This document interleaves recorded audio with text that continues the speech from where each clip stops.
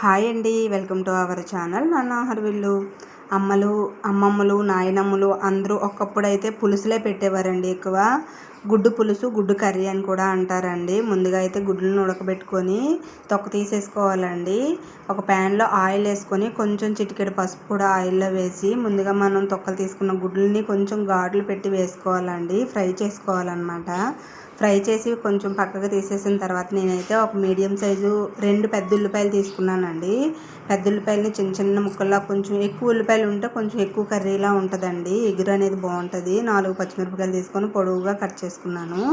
కొత్తిమీర అయితే కొంచెమేనండి వేసాను. కరివేపాకు కొంచెం కట్ చేసి వేసాను అనమాట. టమాటా, ఎల్లుల్లిపాయలు, కొంచెం చిన్న అల్లం ముక్క వేసి మిక్సీ పట్టానండి. ఆ పేస్ట్ అనమాట. ఉప్పు, కారం కూడానండి. మాకు కారంలో పట్టేటప్పుడే గరం మసాలా అనేది ఉంటుంది కారంలో, అందుకోసం నేను వేరేగా గరం మసాలా అయితే వాడలేదు.